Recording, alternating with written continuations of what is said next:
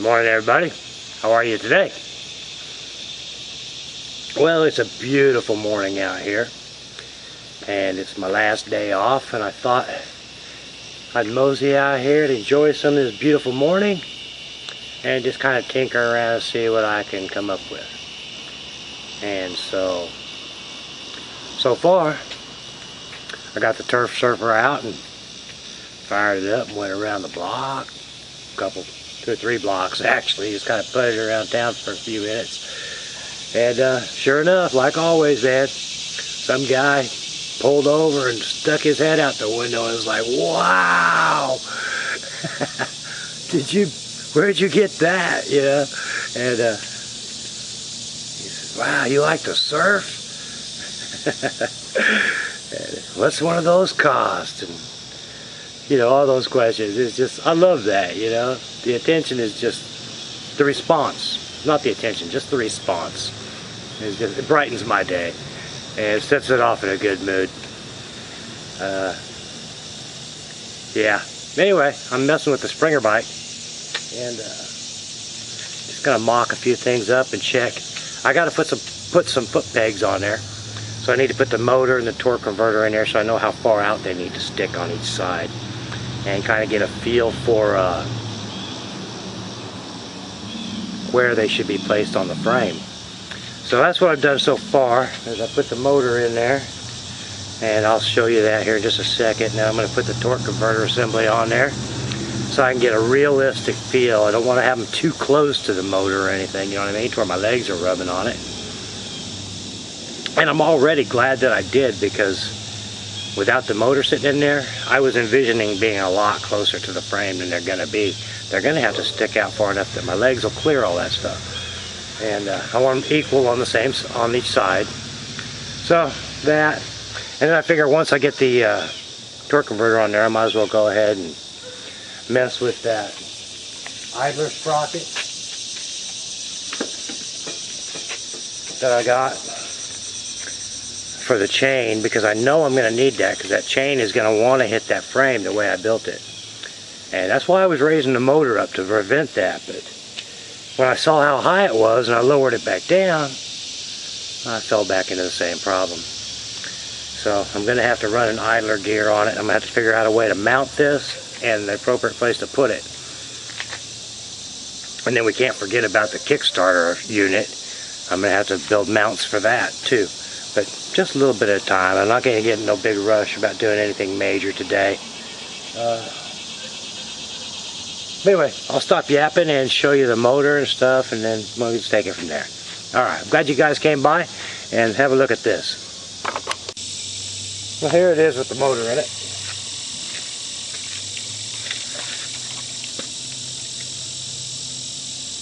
And yeah, they're going to have to come out a little bit in order to clear. I'm not sure exactly how I want to do that yet. I'm still just toying with some ideas. But this bolt is actually the right bolt that I'm going to use in there, so I pretty much know. But I got to clear that, plus a little bit more, because it's going to have that shield on it, that cover on it. So yeah, they're going to be out there a little bit.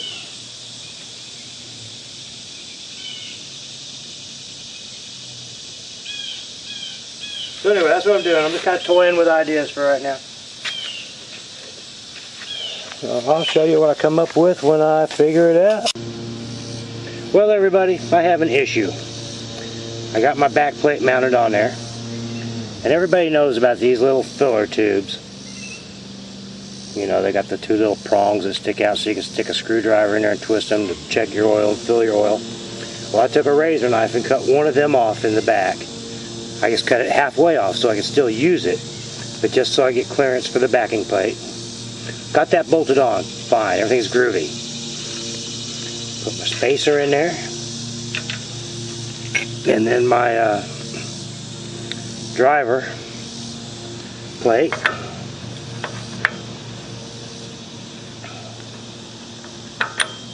And it lines up with this, just swell, it's fine.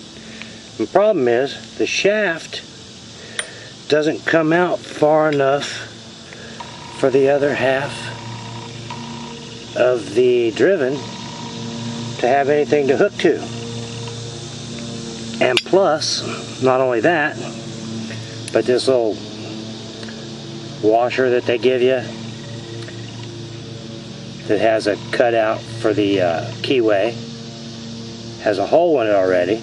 Well, the bolts for these motors is a I think that's a 3/8, and it won't fit through there.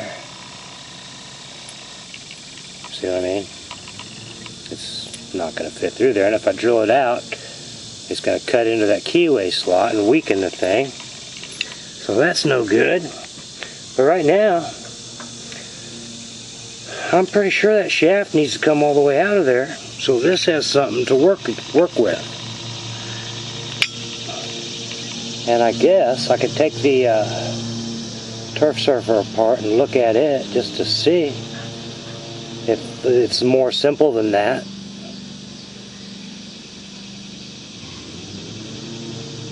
But I don't think so.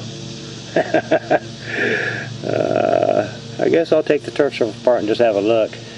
It's sitting out here. I got it cleaned off and with a rod, so it's right there. Alright. Anyway, just want to share that with you. I'm a little perplexed again. It's hard to keep going forward when you get these little snags like that. Oh, I started this motor up a few minutes ago. And remember that this still has the governor in it.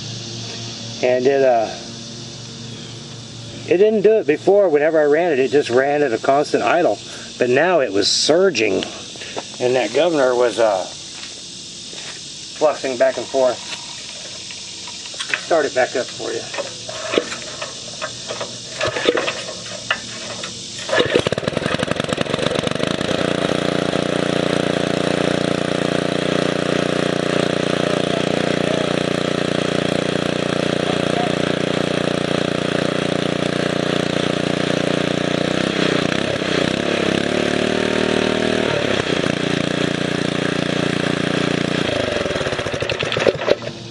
I don't know.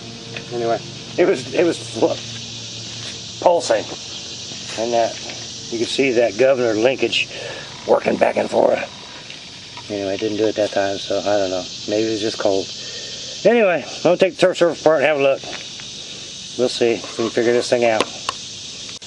Here's the turf surfer with the bell off, and sure enough, that shaft is sticking out about 3/4 of an inch. Just as I suspected it should be. So why is that Briggs Stratton got such a short shaft?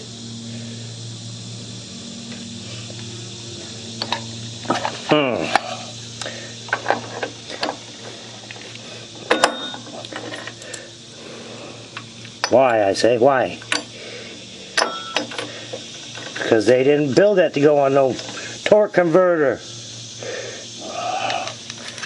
Jeez. And then put this back together. I just wanted to have a quick look.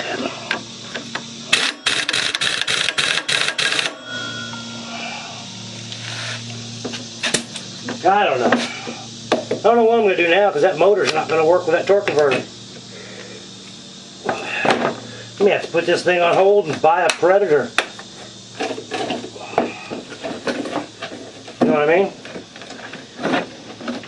Jeez. I guess I could put that back on the tiller and make a garden. That's kind of what I had bought it for anyway. I don't know if you remember, I got that at a yard sale. It came off a tiller. And I've still got the pulley and stuff for it. And it is an awful good little motor. But then, shoot, I don't know. Dang, I say dang. You know? What's a guy to do? It's always something. Always something. Well, I'm gonna have to think about it. If you got any ideas, let me know. Let me know what you think. And Till later, fellas, ladies, gentlemen. Thanks for stopping by. I don't know. Maybe I'll put the boost box on this rascal and see if I can get it fired up. See what this deal is today. Clean this mess up. I had all this stuff on top of the turf surfer. Nuts and bolts and things.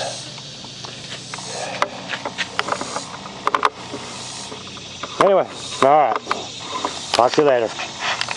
Bye-bye. So the moral of today's story is if you get a killer deal on a Briggs Stratton white outdoor 6.5 horsepower industrial plus engine and you're considering using it for your mini bike or go-kart, walk away. The output shaft will not be long enough for your torque converter. You could probably put a centrifugal clutch on it, but who wants to do that? I found out with the turf surfer that's just problems. No power, too much maintenance. Torque converter's the way to go. So, looks like I'll be in the market for a new engine for the Springer bike. Dang, I say.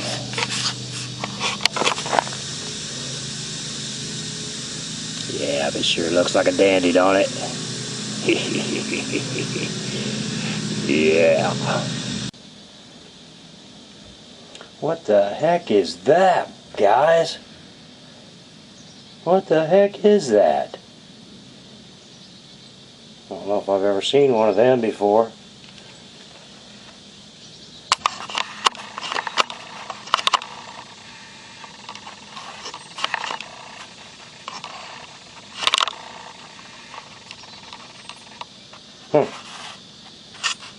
Don't move too much, does he? Huh. Wow. Being invaded. So inside of all the engine problems I'm having with the Springer bike, I decided to take a break from it, park it out there, and look at this Vulcan.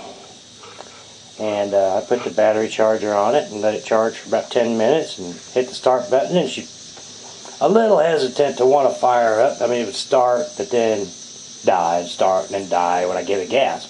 Well, I just let it idle for a minute and then gradually opened the gas up and got it sucking through there, and then revved her up to about 7,000 for a few seconds, you know. Kind of did that a few times, kind of blew the cobwebs out of the carburetors. And I thought, you know what the heck, I'm going to take it around up the alley and around the block and back down the alley. And I did that once, and when I got back, Pat was out here. She says, you're not riding that without me. And so, I didn't have the seat on it, I was just sitting on the bare frame. And so I threw the seat on it real quick, and we ran around the block a couple times. And boy, I didn't know she liked that kind of stuff so much. That's great. She really had a big time, man. So anyway, I decided to pull. It's not hitting on all the cylinders all the time, so I'm going to let it cool off, and then I'm going to take the spark plugs out and look at them and just mess around with it a little bit. I'm giving the Springer bike the day off because I'm going to have to get a new motor. That motor's not going to work. So yeah, just a little update on what's going on here, and really not much of nothing. Just thought I'd throw that out there for you.